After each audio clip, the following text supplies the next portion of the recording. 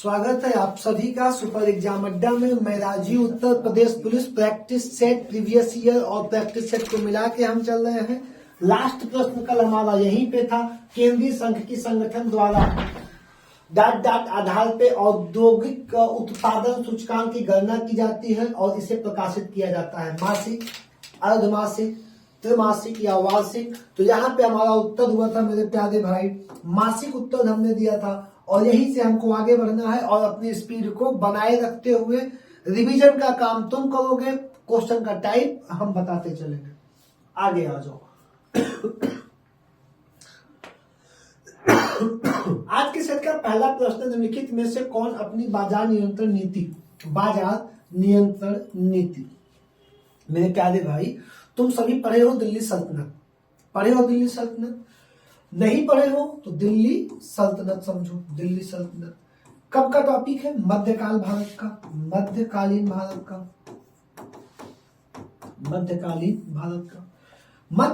भारत में 1206 से लेके कब तक? 1526 तक क्या हो रहा है? दिल्ली सल्तनत में कुल 5 वंशों ने शासन किया। कितने वंशों ने शासन किया? 5। पहला वंश कौन सा है? गुलाम। दूसरा वंश कौन सा है? खिलजी। तीसरा वंश कौन सा है? तुगलक। चौथा वंश कौन सा है? सैयद। और पांचवा वंश कौन सा है? लोधी।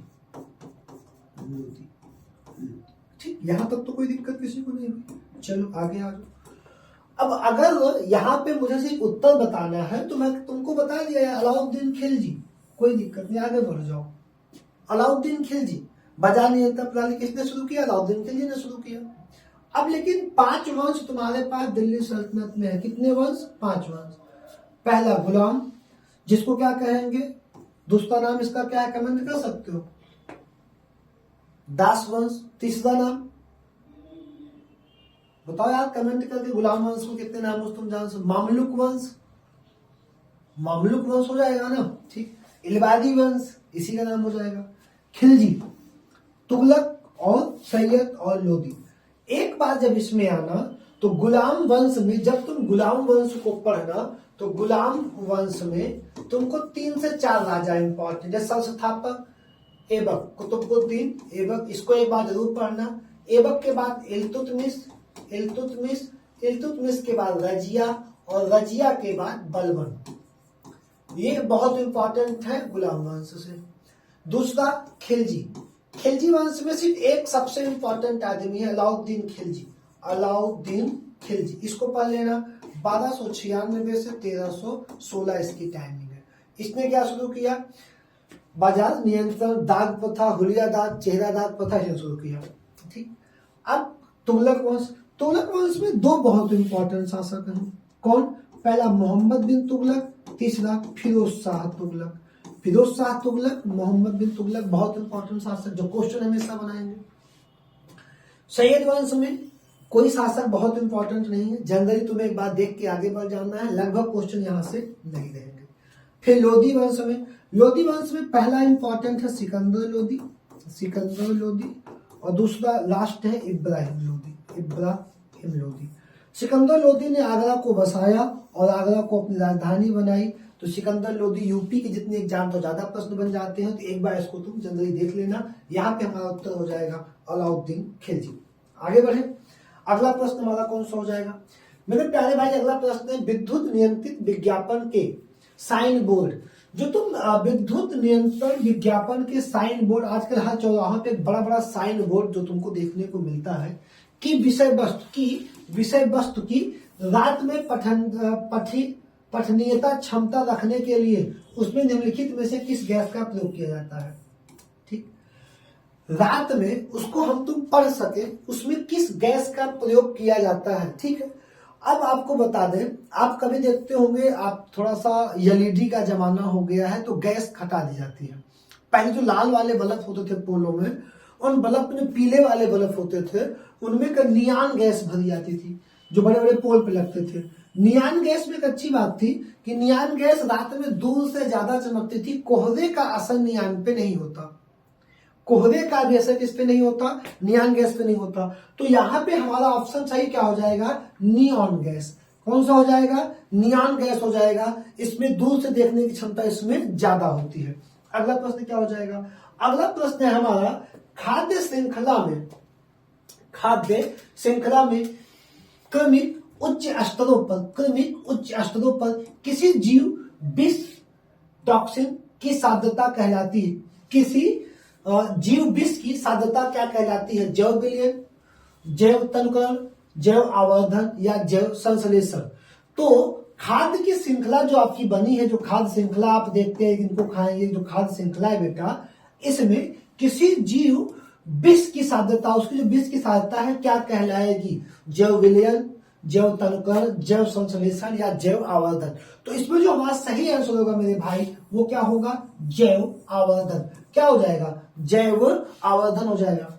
अगला प्रश्न हमको क्या देखना है, अगला प्रश्न है, अब ये जो मामला है यार, ये UPSI, UPASI, UPP, UPPCS, IAS, pre mains, ROA सब में पूछता है। बहुत पॉपुलर प्रश्न है। क्या है, प्रसिद्ध केशवानंद भारती एक बनाम है ना मुकदमा, जो उसमें प्रस्तावना में क्या हुआ, हस्तक्षेप हुआ प्रस्तावना में, ठीक। बाद निम्नलिखित में से किस मामले से संबंधित था, प्रस्तावना का उत्तरदायित्व, एक राज्य के रूप में गोवा का गठन, राज्यों के नीति निर्देशक तत्व का उन्मूलन, सर्वोच्च। तो ये मामला किसके लिए था, प्रस्तावना के विषय में मामला आया था केशवानंद। अब केशवानंद में आज जो ये मामला था, केशवानंद राम केरल राज्य भैया, ये जो मामला है ना, आज तक इस मामले में सबसे ज्यादा जजों की बेंच बैठी थी। कितने जज थे, 13। 7 और 6 के उस पर फैसला आया था। और ये सबसे ज्यादा आने वाला प्रश्न एसआई से लेकर सब जगहों पे, वो मामला था प्रस्तावना का उत्तरदायित्व से संबंधित मामला था, केशवानंद भारती बनाम केरल राज्य वाला, ठीक। आगे बढ़े, अगला आ जाओ। अगला है वर्ष 2020। ये दिल्ली पुलिस का पेपर है और इसने पूछा है 2020 हेतु। किसके हेतु, 2020 हेतु। तो अब तुम यहां क्या कर लोगे, 2023 क्या कर लोगे, 2023 कर लोगे। राजीव गांधी खेल रत्न पुरस्कार निम्नलिखित में से किसे प्रदान किया गया। अब 2020 और 2023 में क्या अंतर है, 2020 में मनिका बत्रा थी, 2020 में कौन था, मनिका बत्रा थी। अब 2023 में तुमको एक करंट का क्वेश्चन बन गया है, 20 का पेपर भी है, तो आपको क्या बनाना है, सात्विक साईराज और सात्विक साईराज एकी रेड्डी और चिराग, ये दो लोग क्या पा जाएंगे, 2023 के लिए हो जाएंगे। तो इन दोनों को यहाँ पे एक बार हमको लिख के आगे बढ़ना है तब, ठीक है। अगला प्रश्न बेटा, 1817 आधुनिक भारत का इतिहास अगर तुम पढ़े हो तो उसमें एक उड़ीसा का ये विद्रोह है, कौन सा, पाइक। ये एक जनजातीय विद्रोह है, पाइक एक जनजाति थी उड़ीसा की जिसने विद्रोह किया था। और इस विद्रोह के नेता कौन थे, बख्शी जगबंधु विद्याधर। इस विद्रोह के नेता बेटा कौन है, बख्शी जगबंधु विद्याधर इस विद्रोह के नेता थे। और यह 1817 में हुआ है, कहाँ हुआ है, उड़ीसा में हुआ है। कहाँ हुआ है, उड़ीसा में हुआ है। कहाँ हुआ भैया, उड़ीसा में हुआ है। आगे बढ़े, अगला जो प्रश्न है हमारा, अगला प्रश्न, निम्नलिखित में से क्या किसी समतल दर्पण द्वारा किसी बिंब के बने प्रतिबिंब की एक विशेषता नहीं होती, समतल दर्पण द्वारा जो बिंब बन रहा है, जो उसके सामने बिंब, जैसे हम खड़े समतल दर्पण के सामने जो प्रतिरूप दिख रहा है, उसकी क्या विशेषता नहीं होती है, वह लंबवत, वास्तविक, पार्श्विक, उल्टा या आभासी। तो वह वास्तविक नहीं होगा। क्या विशेषता नहीं होगी, वह वास्तविक नहीं होगा, वह आभासी होगा, लंबवत होगा, पार्श्विक उल्टा होता है, आपको पता है, लेकिन वह क्या नहीं होगा, वास्तविक नहीं होगा। पॉइंट क्लियर, ठीक। आगे बढ़ेंगे। अब हमारा क्या है, निम्नलिखित में से कौन सी पुस्तक महान विद्वान भवभूति द्वारा नहीं लिखी गई है। निम्नलिखित में से कौन सी पुस्तक महान विद्वान भवभूति द्वारा नहीं लिखी गई है, क्या प्रश्न है ये। अब महावीर चरित, उत्तर रामचरित, मालती माधव, रामपाल चरित। तो बेटा यहाँ पे रामपाल चरित्र के अलावा प्रसिद्ध विद्वान भवभूति द्वारा महावीर चरित जैन के विद्वान हैं, उत्तर रामचरित और मालती माधव तीनों पुस्तकें लिखी गई हैं। कौन नहीं लिखा गया है? रामपाल चरित्र इनकी पुस्तक नहीं है।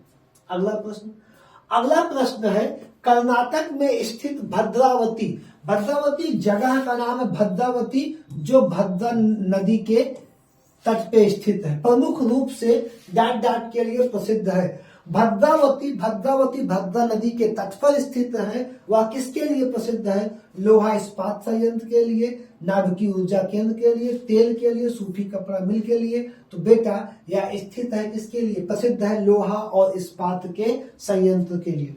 किसके लिए? लोहा इस्पात संयंत्र के लिए। अब आपको बताना है कमेंट करके कि 1893 में किसके द्वारा गणपति उत्सव आरंभ करवाया गया। तो बेटा गणपति उत्सव हमारे यहाँ का उत्सव नहीं था। ये कहाँ पे शुरू किया गया था? यह शुरू किया गया था बम्बई में।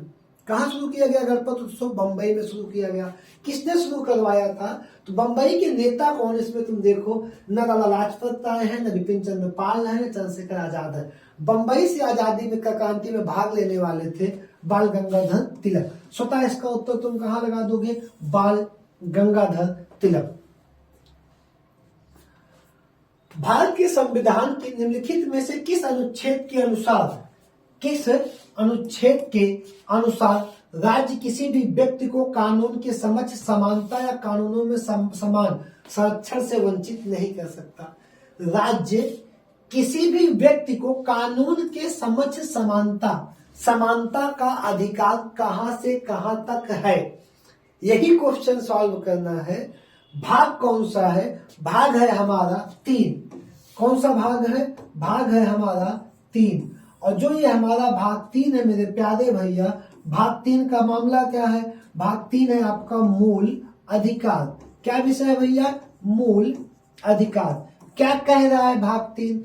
समानता का अधिकार। अब बताओ आर्टिकल 44 और आर्टिकल 32। आर्टिकल 32 तो भाग 3 में है। भाग 3 है कहां से?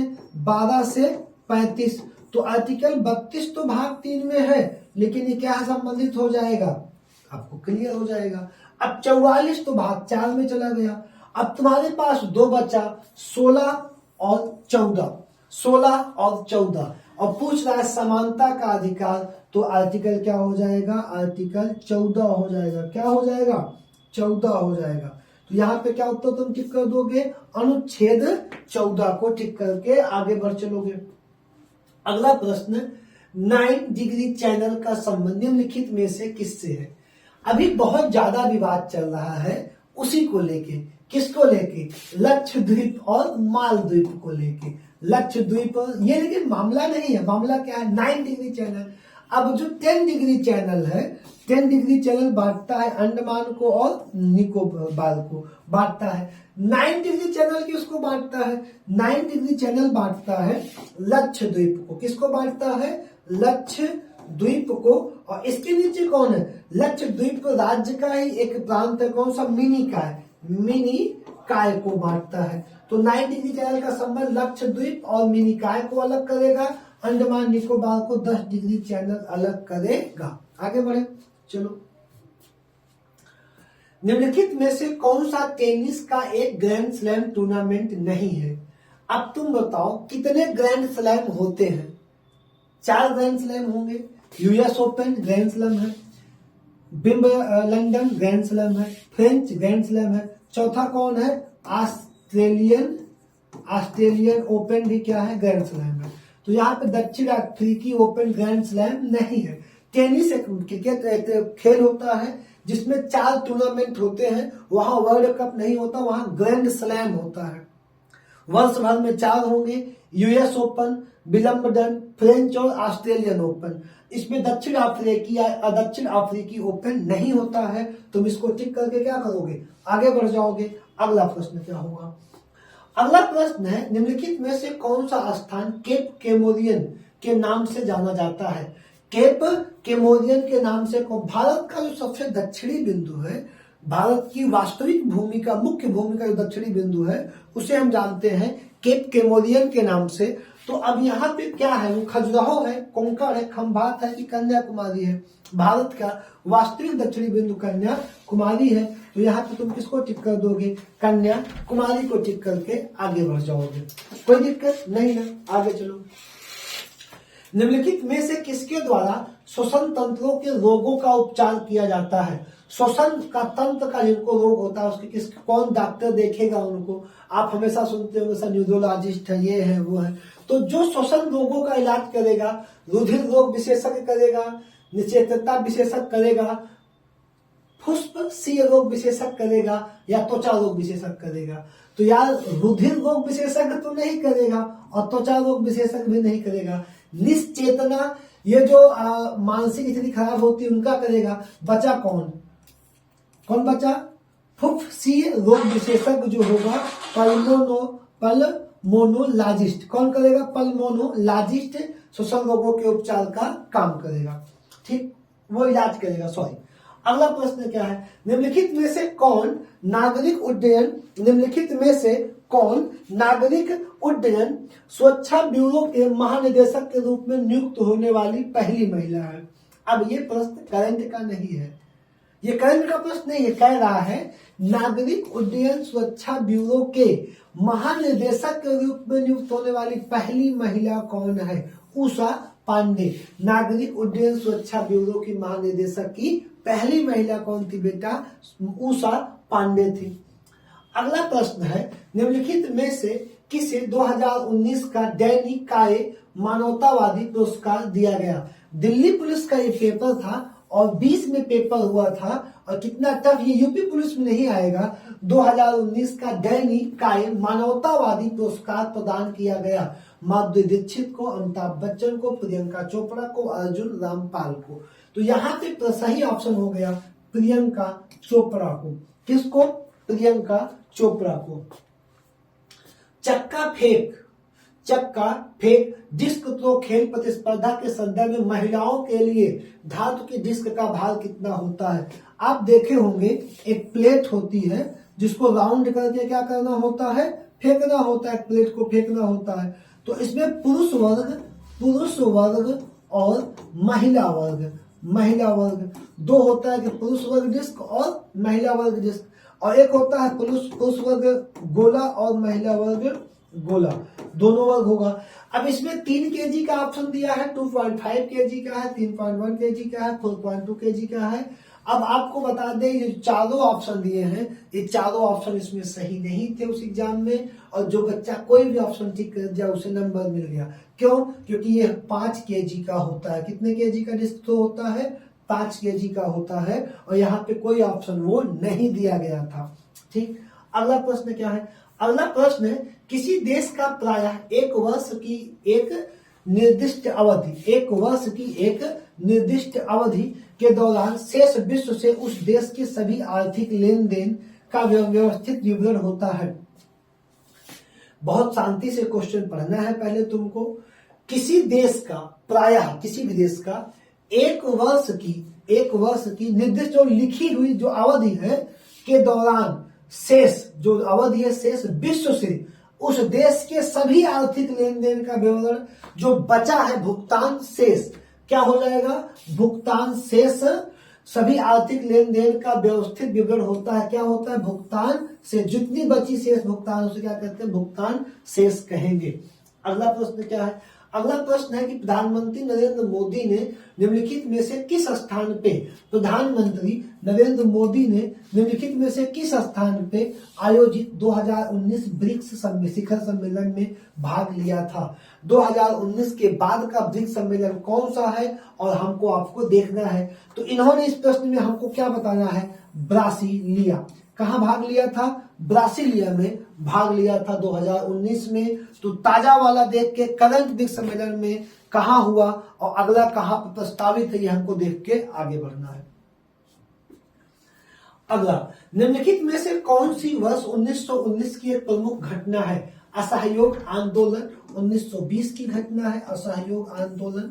गांधी इरविन समझौता 1931 की घटना है, गांधी इरविन समझौता। स्वराज पार्टी का गठन 1923 की घटना है। रॉलेट एक्ट 1919 का घटना है। बिना अपील बिना दलील गिरफ्तारी कानून था। ठीक, कब की घटना है? 1919 की घटना हो जाएगी। आगे बढ़े, चलो अगला प्रश्न क्या है? अगला प्रश्न मेरे प्यारे भाई, निम्नलिखित में से क्या एक अर्धचालक है? अर्धचालक जो सुचालक है लेकिन अर्धचालक है। पारा सुचालक है संपूर्ण, निकिल भी सुचालक है, एल्यूमिनियम में भी करंट जाएगा, सुचालक है। अर्धचालक क्या है? जर्मेनियम।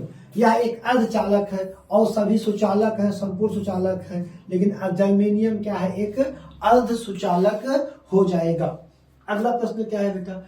19 और 20 का आर्थिक सर्वेक्षण, 19 और 20 का प्रश्न रहा था। 19 और 20 का आर्थिक सर्वेक्षण बाजारों को सक्षम बनाने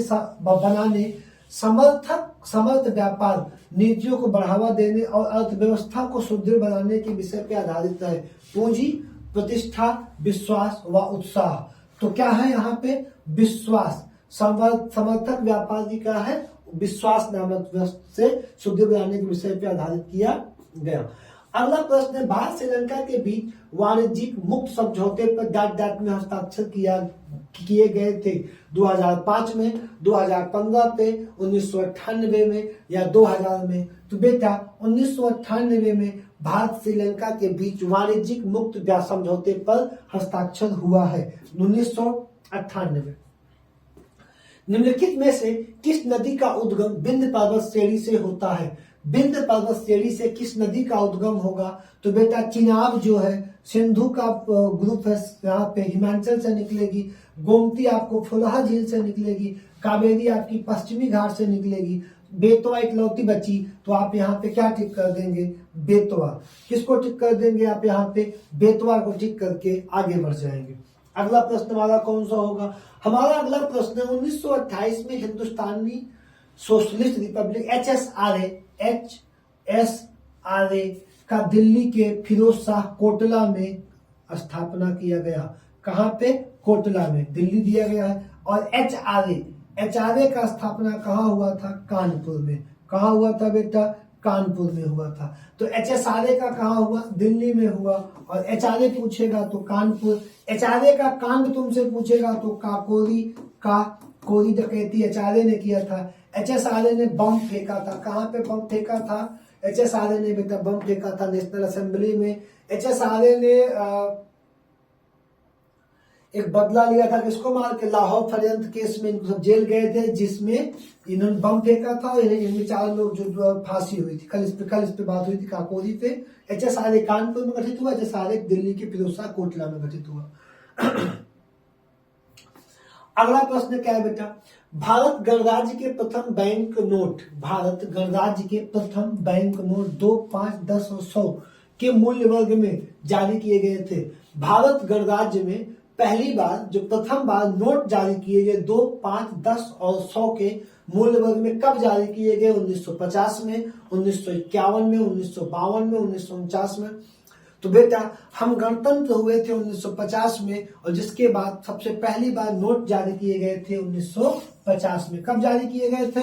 1950 में जारी किए गए थे। अब यहाँ पे 1952 अगर पूछेगा कि भारत में निर्वाचन कब प्रथम बार हुआ, तो 1951 और 1952। ये अगर वर्ग में आएगा तो ये ठीक करोगे। अगर पूछेगा कि भारत में प्रथम निर्वाचित प्रधानमंत्री कब बैठा, तब तुम कहोगे 52 में बैठा। चुनाव शुरू कब हुआ? चुनाव शुरू हुआ था भैया 51 में, उसका रिजल्ट आया था 52 में। तो यहाँ पे पहली बार निर्वाचित प्रधानमंत्री कब बैठा था? 52 में। और यहाँ पे वर्ग में कब जारी हुआ? 1950 में जारी हुआ था। निम्नलिखित में से कौन सा दर्रा जम्मू संभाग को कश्मीर घाटी से जोड़ता है? जेपला, बनिहाल, डिफू, बोमडिला। यार बहुत पढ़ा चुका हूँ, बहुत बार वीडियो पे बनाया हूँ। क्या कमेंट करके बता सकते हो कि जम्मू में कौन सा है? जम्मू को कश्मीर से कौन सा दर्रा अलग करेगा? हाँ जरूर, कौन सा? बनिहाल। कौन सा अलग करेगा? बनिहाल दर्रा अलग करेगा। और दर्रे कहाँ पे है? डिफू बता दो कहाँ पे है? अरुणाचल में। बोमडिला, जेपला, नाथुला, जेपला सिक्किम, डिफू अरुणाचल, और बोमडिला जल्दी कमेंट कर दो। चले आगे बढ़े। ठीक, आ जाते हैं।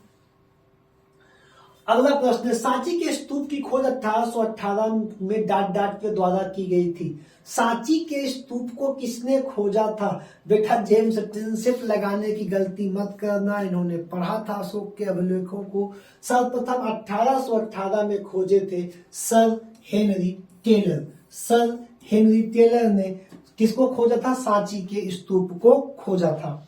अगला प्रश्न है बेटा, निम्नलिखित में से कौन सा पर्वतीय स्थल धौलाधार पर्वत श्रेणी पे स्थित है? अब धौलाधार यार हिमाचल में है, नैनीताल कहाँ है? उत्तराखंड में है, तो इसको तुम गलत काट दो। कालीपोंग भी आपका यहीं पर जाएगा। गुलबर्ग आपका जम्मू कश्मीर में है। डलहौजी आपका कहाँ पे है? हिमाचल प्रदेश में। और जब डलहौजी हिमाचल में है तो आपका डलहौजी धौलाधार पे हो जाएगा, कोई दिक्कत नहीं। आगे बढ़ो। अगला प्रश्न है, अर्थशास्त्र में स्थिर ऊपरी लागत, अर्थशास्त्र इकोनॉमिक्स का प्रश्न है, में स्थिर ऊपरी लागत का क्या अर्थ होता है? स्थिर ऊपरी लागत का क्या अर्थ होता है? उत्पादन सामग्री के साथ न बदलने वाली लागत, मांग के साथ न बदलने वाली लागत, उत्पादन के साथ न बदलने वाली लागत, आपूर्ति के साथ न बदलने वाली लागत। क्या है न बदलने वाली लागत? किसमें? ऊपरी लागत का क्या अर्थ है? तो वो कह रहा है कि आउटपुट के साथ ना बदलने वाली लागत। आउटपुट के साथ ना बदलने वाली लागत क्या है? क्या कहेंगे? ऊपरी लागत कहलाता है। ठीक है, आउटपुट के साथ जो बदले नहीं। भारत की क्रांति एक नाटकीय उदाहरण है, जैसे कि बेहतर उत्पादन, प्रौद्योगिकी के रूप में अधिक से अधिक ज्ञान का निवेश, दुर्लभ भूमि संसाधनों में उत्पादकता में तेजी से वृद्धि करता है। भारत की हरित क्रांति एक नाटकीय उदाहरण है। भारत की कौन सी क्रांति? हरित क्रांति एक नाटकीय उदाहरण है कि जैसे कैसे बेहतर उत्पादन, प्रौद्योगिकी रूप में अधिक से अधिक ज्ञान का निवेश, दुर्लभ भूमि संसाधनों में उत्पादकता तेजी से वृद्धि कर सकता है। कौन? हरित क्रांति। हरित क्रांति। अगला प्रश्न बेटा, निम्नलिखित में से किस कार्य को राष्ट्रीय आय की गणना में नहीं किस कार्य को राष्ट्रीय आय की गणना में नहीं माना जाता है? किस कार्य को राष्ट्रीय आय में? कृषि उत्पादन को बेचना, शिक्षा संस्थानों में कार्य संचालन, महिलाओं द्वारा घरेलू कार्य या सूचना प्रौद्योगिकी उद्योग में कार्य। तो राष्ट्रीय आय की गणना में महिलाओं के घरेलू आय को नहीं माना जाता, इसको नहीं लिया जाता। यहाँ पे आपका प्रश्न हो जाएगा। अगला प्रश्न क्या है? उचित मूल्य की दुकानें निम्नलिखित में से किसका भंडार रखती है? उचित मूल्य की दुकानें किसका भंडार रखती हैं? खाद्य का, चीनी का या मिट्टी के तेल का? एक दो का, केवल दो का, केवल। तो बेटा जो उचित मूल्य की खुदरा दुकानें होती हैं ये तीनों का भंडार रख सकती हैं। ठीक, किसका? एक खाद्य, दो चीनी और तीसरा मिट्टी के तेल का। एक निश्चित क्षेत्र पर कब्जा वाला एक राजनीतिक संघ, बहुत अच्छा बात कर रहा है। देखो, एक निश्चित क्षेत्र पे कब्जा वाला एक राजनीतिक संघ, कोई क्षेत्र उसके कब्जे में है, देश नहीं, जिसमें एक संगठित सरकार होती है तथा आंतरिक तथा विदेशी नीतियां बनाने का अधिकार रखता है। क्षेत्र, प्रांत, तहसील व राज्य। अब क्या भारत में सरकार कैसे बनाओगे? राज्य में बहुत सारी क्षेत्रीय पार्टियां, जैसे क्षेत्रीय पार्टी समाजवादी पार्टी भारत में है कि नहीं? अपने यहाँ यूपी में है, अखिलेश यादव मुख्यमंत्री है। वह क्या कैसी पार्टी है? एक राज्य की क्षेत्रीय पार्टी है। बंगाल में किसकी पार्टी है इस टाइम पे? तृणमूल कांग्रेस, ममता बनर्जी की पार्टी है। वो भी राष्ट्रीय पार्टी नहीं, एक क्षेत्रीय पार्टी है। राष्ट्रीय पार्टी सिर्फ 6 है, कल इस पे बात हुई थी हमारी आपकी। अगला प्रश्न है, एक ऐसा कदाचार है जिसके द्वारा कोई पार्टी या उम्मीदवार अपने वोट को बढ़ाने के लिए आसक्त होता है। एक ऐसा कदाचार है जिसके द्वारा कोई पार्टी या उम्मीदवार अपने वोट को बढ़ाने के लिए आसक्त होता है। टर्न आउट, छल, रिंगिंग। टर्न आउट से मतलब नहीं, छल से मतलब नहीं, रिंगिंग। इनकम्बेंसी एक ऐसा कदाचार होता है जिसके द्वारा कोई पार्टी या उम्मीदवार अपने वोट को बढ़ाने के लिए आसक्त होता है, इनकम्बेंसी। अगला प्रश्न, भारतीय संविधान का कौन सा अनुच्छेद धन विधेयक की परिभाषा देता है? इस क्वेश्चन को बहुत शांति से बताओ, क्या बता सकते हो कि नहीं?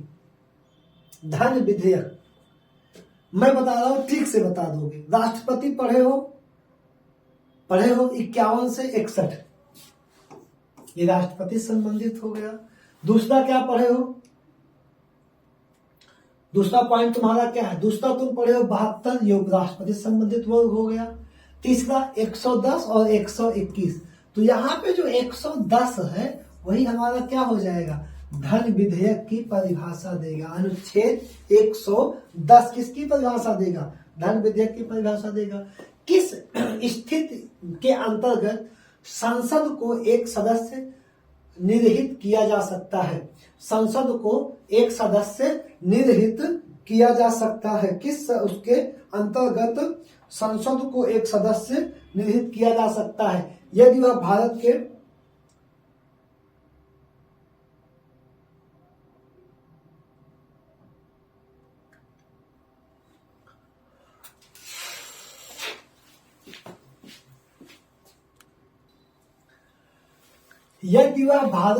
यहाँ पे मेरा प्रश्न ये है कि किसी स्थिति के अंतर्गत संसद का एक सदस्य, जो संसद लोकसभा राज्यसभा का संसद होगा, एक तरह से निर्हित किया जा सकता है, मतलब उसकी सदस्यता समाप्त की जा सकती है। ये सब दो ही पूछता है। यदि वह भारत सरकार के अधीन लाभ के पद धारण करता है, पहला पॉइंट सही है। अगर कोई लाभ का पद धारण करता है तो उसकी संसद की सदस्यता जा सकती है। यदि किसी भी कानून द्वारा अयोग्य घोषित किया गया तब भी जा सकती है। आप अयोग्य हो गए तो जाना ही तय है। यदि वह उन्मुख दिवालिया हो जाए तब भी जा सकती है। मतलब देखो 3 है तो 3 उठा के टिक कर दो, 1 2 3, कोई दिक्कत, आगे बढ़ो। अगला प्रश्न है, इलाहाबाद का पुराना नाम क्या था? नहीं बताया तो बता ही दोगे। अवंतिका सही हो जाएगा कि प्रयाग? अवंतिका की प्रयाग? प्रयाग ठीक मान लो, उसमें हम क्या बताएं तुमको। प्रयाग को तुम ठीक करो और आगे बढ़ जाओ। दिल्ली के किस सुल्तान ने कुछ आज की कागजी मुद्रा की तरह टोकन मुद्रा चलाई थी? मैंने आपसे कहा था कि 4 ही 5 नाम है दिल्ली सल्तनत में, बलबन, इल्तुत, रजिया ऐबक, अलाउद्दीन और इधर मोहम्मद बिन फिरोज शाह और नीचे इब्राहिम सिकंदर लोदी। जहां से हमेशा क्वेश्चन घूमना, इसके अलावा पूरा नहीं पढ़ना। अलाउद्दीन, गयासुद्दीन, वही देखो है गयासुद्दीन और मोहम्मद बिन तुगलक। अब कागजी मुद्रा की शुरुआत या चमड़े की हल्की मुद्रा का शुरुआत माना जाता है मोहम्मद बिन तुगलक को। किसको माना जाएगा? मोहम्मद बिन तुगलक को। तुगलक वंश का दूसरा राजा, मूल नाम जौना खां, 1325 से 1351, 1325 से 1351, जौना खां या मोहम्मद बिन तुगलक। अगला प्रश्न हमारा क्या होगा? अगला प्रश्न है हमारा, जलियांवाला बाग नरसंहार किस शहर में हुआ था? अमृतसर में। बताना नहीं है, अमृतसर में हुआ था। चलो आगे बढ़ते हैं। ठीक, अगला प्रश्न है हमारा कि बंगाल का विभाजन किस वर्ष रद्द किया गया? हुआ कब था? किया किसने था? तो बेटा बंगाल का विभाजन किया था लॉर्ड कर्जन ने। कब किया? 1905 में। 1905 में कर्जन ने किया। अब इसमें 1906 में मुस्लिम लीग की स्थापना हुई। 1909 में मार्ले मिंटो सुधार अधिनियम आया। 1913 में कुछ मतलब नहीं। 1911 में तृतीय दिल्ली दरबार लगा और यहीं पे क्या किया गया? बंगाल विभाजन को रद्द कर दिया गया। कब? दिल्ली दरबार 1913 में। 1911 में रद्द कर दिया गया। सामान्य सा प्रश्न है आधुनिक भारत का।